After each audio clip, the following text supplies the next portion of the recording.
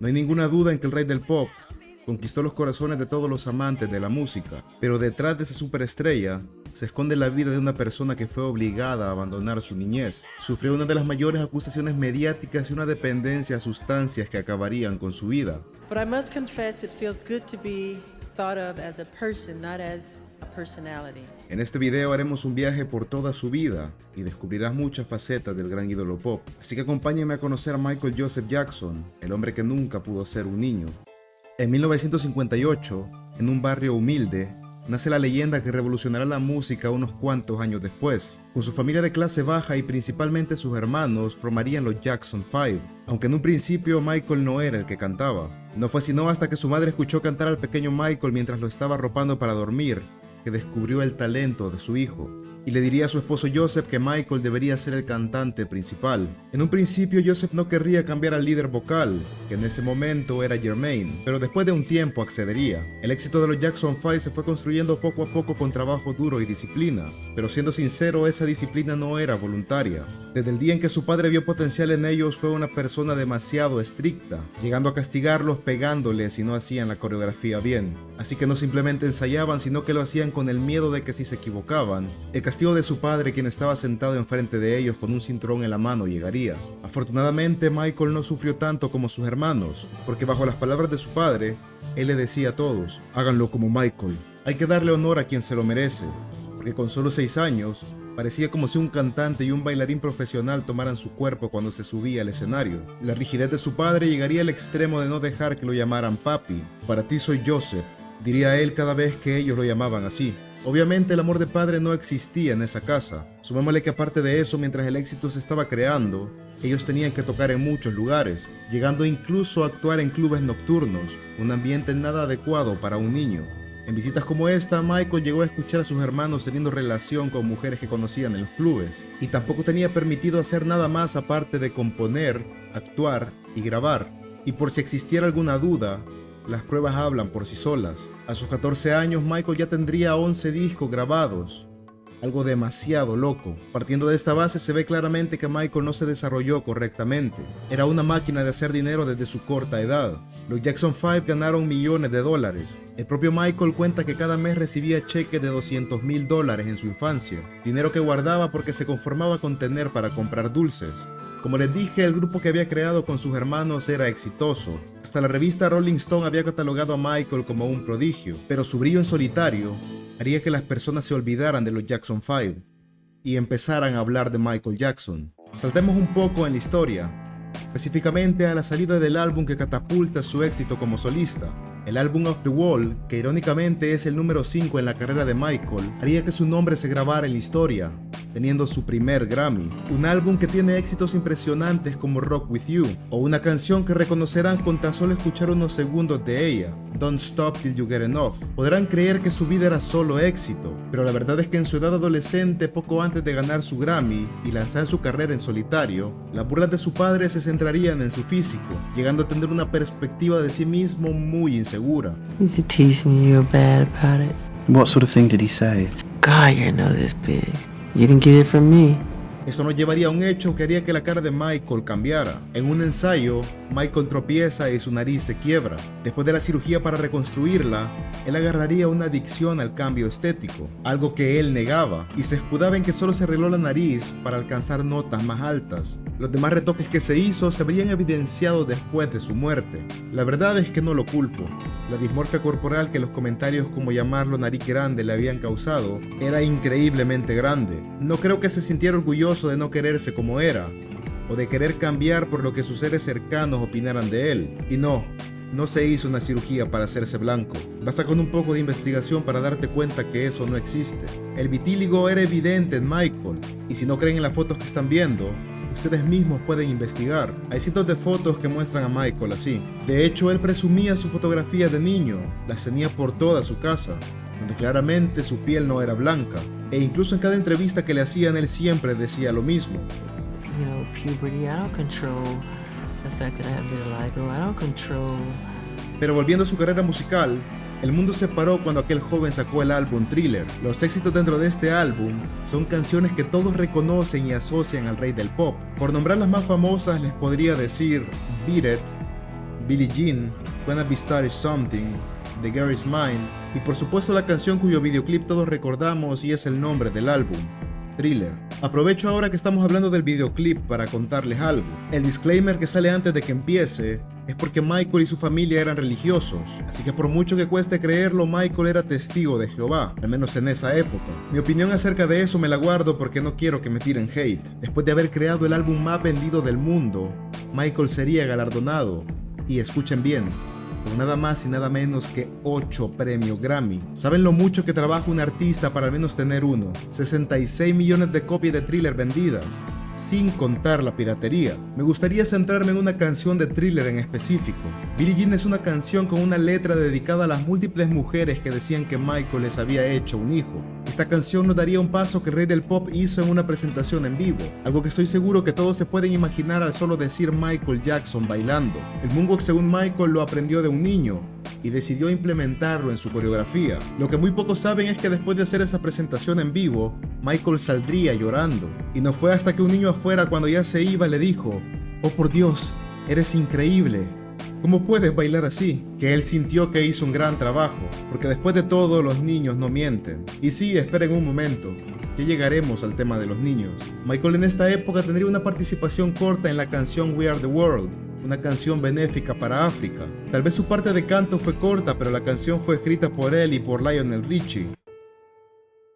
Unos cuantos años después, en una grabación que Michael estaba haciendo con Pepsi, pasaría una desgracia. Debido a unos efectos especiales, su cabello se prendió fuego, causando quemaduras graves que lo obligarían a llevar una peluca por el resto de su vida. Las quemaduras eran tan extremas que se le tuvieron que poner injertos de piel, y obviamente esa desgracia le salió muy cara a Pepsi, quien tuvo que darle 1.5 millones de dólares a Michael. Y como el dinero para él no era un problema, lo que esa demanda generó lo donó para un centro de quemados, una prueba más de su gran corazón. Este hecho del comercial crearía el principio del fin en la vida del rey del pop, porque a medida que se recuperaba de su trauma físico y psicológico, su mejor aliado fueron los medicamentos que calmaban esas penas. Michael se haría dependiente a ellos y así empezaría lo que más tarde acabaría con él.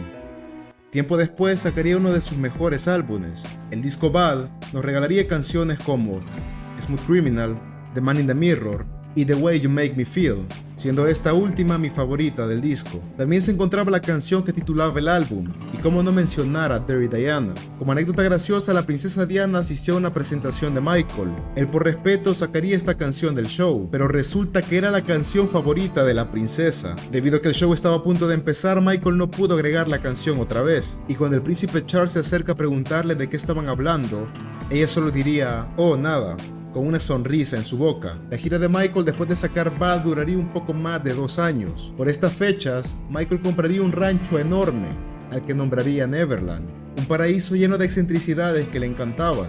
Su nombre proviene de las historias de Peter Pan, alguien con quien Michael se sentía muy identificado. You don't want to grow up. No, I am Peter Pan. I'm Peter Pan in my heart. Hablando un poco más a profundidad, me gustaría comentarles un documental llamado Viviendo con Michael Jackson. Un material muy enriquecedor en cuanto a ver a Michael Jackson viviendo su vida, pero sinceramente detesto a la persona que lo hizo por ser un periodista demasiado amarillista. Créanme cuando les digo que incluso yo me sentí un poco incómodo cuando escuché esas preguntas. Así que hablemos un poco de eso. Como les mencioné, se pueden ver muchas facetas del rey del pop. Datos interesantes como que Michael amaba trepar árboles, tenía un árbol especial donde componía canciones en Neverland, o a veces simplemente se subía a su carrusel y escuchaba música clásica. Y obviamente, como un gran fan del personaje, no puedo dejar pasar la oportunidad de enseñarles a Michael manejando el batimóvil. Las vibras que yo percibía al ver eso eran como las de un niño disfrutando un día en la feria. También sacamos algo muy preciado de aquí, y es como Michael escribía sus canciones. No quiero poner palabras en su boca, así que dejaré que él se los diga. You know, don't write the music. Let the music write itself. Una de sus canciones más famosas, como lo es Billie Jean, simplemente llegó a él. Tenía en mente que quería hacer una canción con fuerza en el bajo.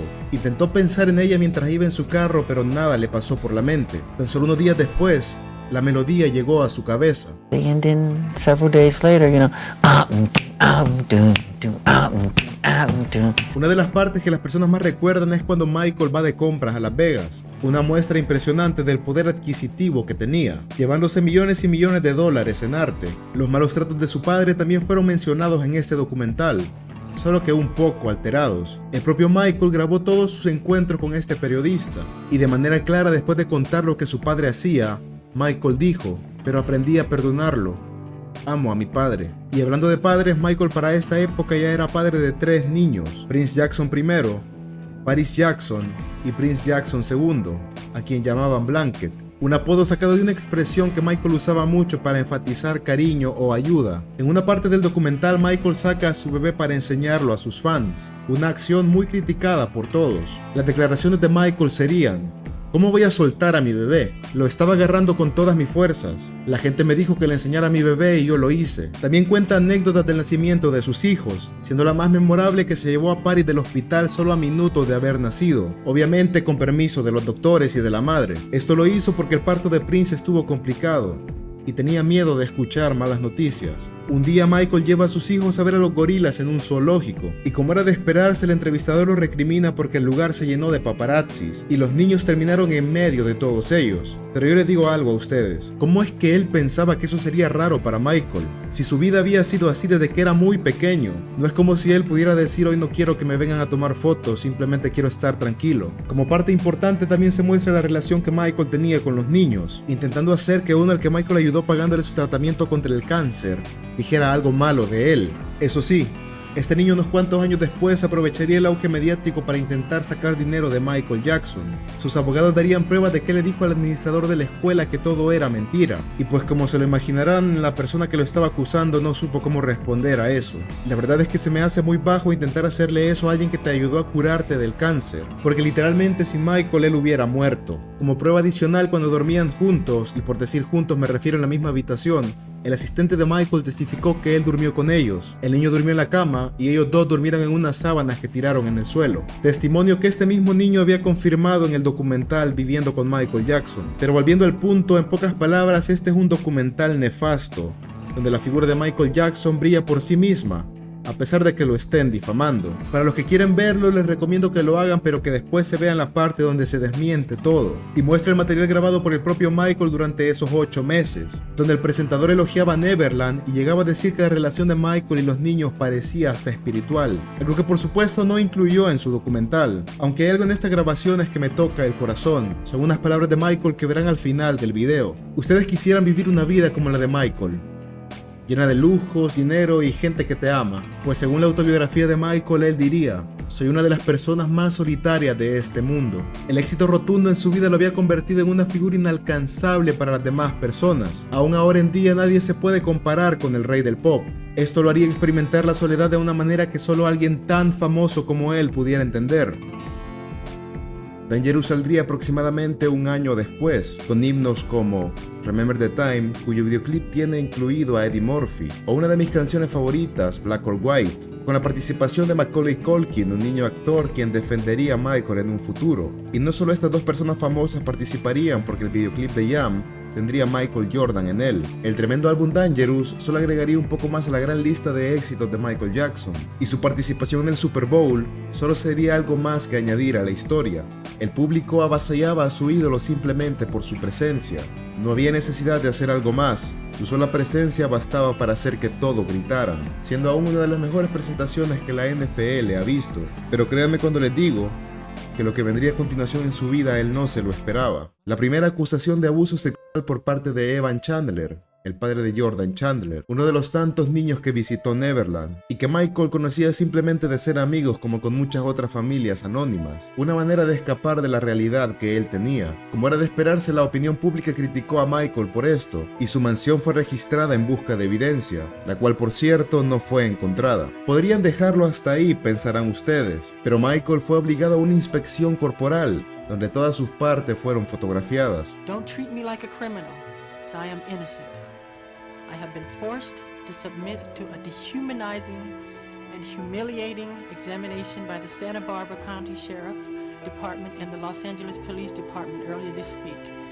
They served a search warrant on me which allowed them to view and photograph my body, including my penis, my buttocks, my lower torso, thighs, and any other area that they wanted. Lo que se hace muy curioso es que Evan, aparte de ser dentista, su trabajo principal, le ofreció a Michael estar en una de sus películas, porque también era guionista de cine, algo que Michael rechazó. Indignado, se inventaría que Michael había hecho ya saben qué con su hijo, lo cual el niño negaría totalmente. Evan amenazó a Michael con ir a las autoridades si no le daba 20 millones de dólares. Yo no soy padre, pero no creo que alguien tuviera la cordura para sentarse a dialogar y encima pedir dinero a alguien que le ha hecho tanto mal a su hijo. Como era de esperarse, Michael demanda por extorsión. Evan no se quedaría de brazos cruzados y aprovecharía el tiempo que tenía con su hijo para usar algo llamado pentatol sódico, vulgarmente conocido como el suero de la verdad, algo que con base científica no hace que las personas digan la verdad, sino que simplemente te descoloca. Usando eso hace que su hijo diga que Michael Jackson efectivamente le hizo algo. Con esto consiguió, como lo dije antes, que la opinión mediática sepultara a Michael, quien se encontraba en medio de la gira Dangerous. Ninguno de nosotros tiene idea de cómo es estar en gira, pero debe ser muy agotador. Viajar, ensayar y actuar, aparte de no dormir en tu casa. Ahora imagínense tener que llevar un juicio y encima que todos hablen mal. Aclaremos algo, una persona que quiere ocultar su gusto por los niños no hace esto en público. No one should have to suffer, especially our children. No quiere adoptar a 2 niños de cada lugar del mundo. No lleva cientos de niños a Neverland para pasar posiblemente el mejor día de sus vidas. Y por supuesto, alguien que comete este tipo de cosas lleva un perfil mediático que no lo vincule al delito que está haciendo. Evan se enfocaría en que sea primero el juicio civil, el que le daría dinero. Por otro lado, Michael y sus abogados lucharían por muchos meses para que el penal sea primero. Y mucho ojo, porque los juicios penales son los que meten a la gente a la cárcel. A pesar de sus intentos, esas solicitudes fueron denegadas, así que Michael y sus abogados llegan a un acuerdo con la otra parte, porque los rumores del proceso hacían que la figura de Michael perdiera millones de dólares en acuerdos de publicidad. Nadie quería que su marca estuviera ligada a alguien que hacía esas cosas con niños. Sin embargo, en el acuerdo quedó escrito que Michael no se declaraba culpable y que estaba a la espera del juicio penal. Estas acusaciones hicieron que tuviera serios traumas mentales y el inicio de su insomnio. Y cómo no, los fármacos fueron la solución. Unos cuantos meses después, ya con sus 25 millones de dólares, los Chandler dejan todo a la fiscalía y abandonan el caso. Por falta de pruebas, el caso es cerrado y la opinión mediática queda como que Michael pagó para silenciar a un menor. Y esta no sería la única acusación que recibiría. De Living Neverland hablaremos un poco más adelante. Pasando a su vida amorosa, las relaciones más famosas son 2. Su matrimonio con Lisa Marie Presley, la hija del rey, y con Debbie, la madre de Prince y Paris. La madre de Blanket permanece de forma anónima, pero siguiendo con la historia, en un concierto debido a un error, la plataforma que sostenía a Michael cayó, algo que lastimaría de forma muy grave su espalda. Pero a pesar de eso hizo su mejor esfuerzo para poder terminarlo. Detrás del escenario y después de que su cuerpo se enfriara sería cuando Michael sentiría el dolor. Y como imaginarán, usaría más medicamentos para tratarlo. Si creían que la gente que intentaba sacarle dinero a Michael con esas acusaciones eran pocas, pues la verdad es que no, porque estuvo acusado 7 veces por el mismo tema. Y en todas y cada una su defensa declaró que estas acusaciones eran simplemente intentos de lucro, y Michael fue declarado inocente. Y con esto ya casi llegamos al final del Rey del Pop, no sin antes hablar del documental más polémico, Living Neverland.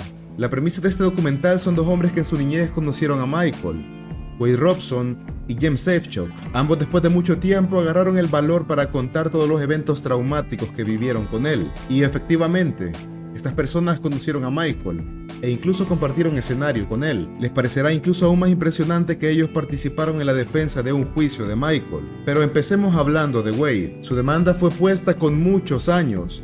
Claramente él no era un adolescente cuando demandó, ni mucho menos un niño. Justifica su demanda diciendo que se dio cuenta de esos tratos tiempo después cuando asistía a terapia, algo que no cuadra porque muchos años antes participó en el juicio como testigo, donde le hicieron preguntas muy explícitas. Esta persona también le pidió a Michael casarse con su mujer en Neverland, lo que no sucedió por el agobio mediático que estaba metido en ese momento. La verdad es que la mente de Michael estaba en otro lado. Y por favor vean el patrón que se repite en todas las supuestas víctimas. Wade, antes de poner su demanda, escribió un libro contando su historia de abuso y lo intentó vender por una gran cantidad de dinero. Aparte de que mientras escribía este libro, estaba pidiendo trabajo a las empresas de Michael para un show que se iba a dar en su homenaje. Muchas editoriales y obviamente las empresas de Michael lo rechazaron.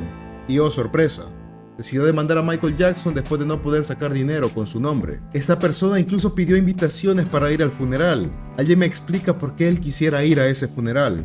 Después de todo, recordemos que Michael, entre comillas, le hizo mucho daño. Otro punto que desmiente esta basura de documental es que Michael le regaló un guante de la gira Bad a Wade, y este lo vendió a una casa de subastas para pagar sus deudas, pues al final de Living Neverland él sale supuestamente quemándolo, algo que obviamente no puede ser porque lo vendió muchos años antes.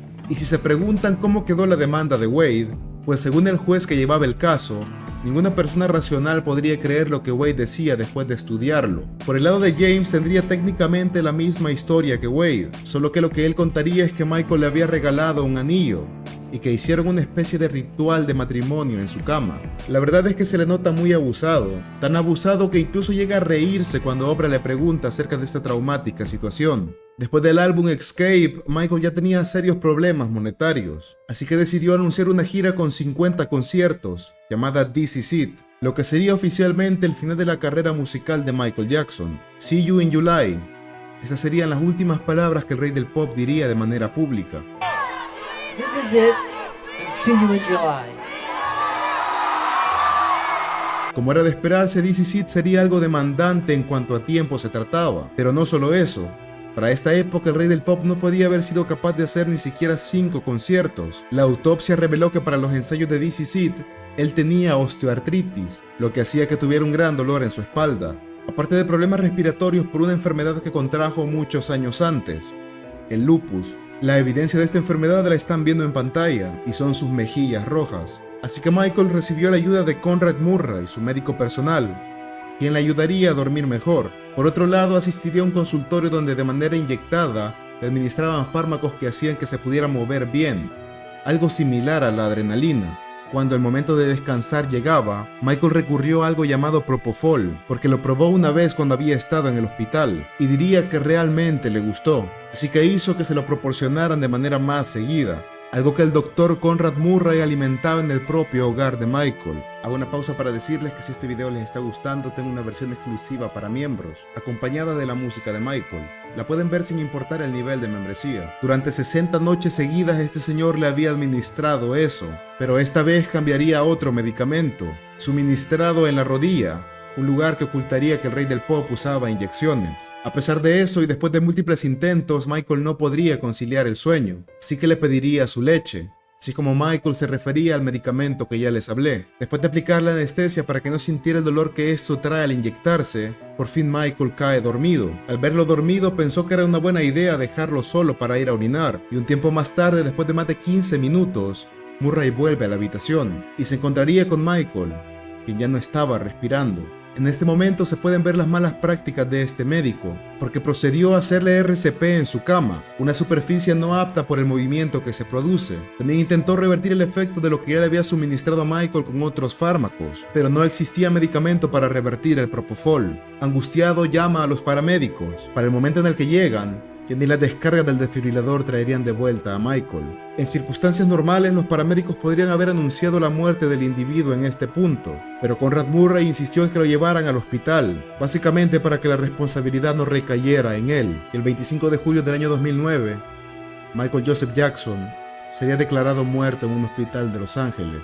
Su autopsia revelaría todo lo que Michael sufrió y muchas cosas que él dijo y las personas no creían, como que efectivamente tenía vitíligo. Entre sus pertenencias se encontró Benoquín, algo que se usaba para acelerar ese proceso, ya que después de todo era algo que tarde o temprano terminaría pasando. Como era de esperarse, Conrad Murray fue llevado a un juicio por la muerte del rey del pop, en el cual sería hallado culpable de homicidio involuntario. La autopsia de Michael respaldaba la decisión de la corte. No se puede negar que aquel día el mundo perdió a una leyenda, un hombre que vivió su vida sin saber lo que era la niñez, pero que aún así conquistó el corazón de todos a través de su música. Y a alguien quien quería vivir para siempre. I would like to live forever. Si este video te gustó y te gustaría apoyar más a la sección donde hablo de músicos, agradecería un like y una suscripción. El próximo video de esta temática va a ser decidido a través de una encuesta, así que no se les vaya a olvidar participar. Y sin nada más que decir, nos vemos en el próximo video.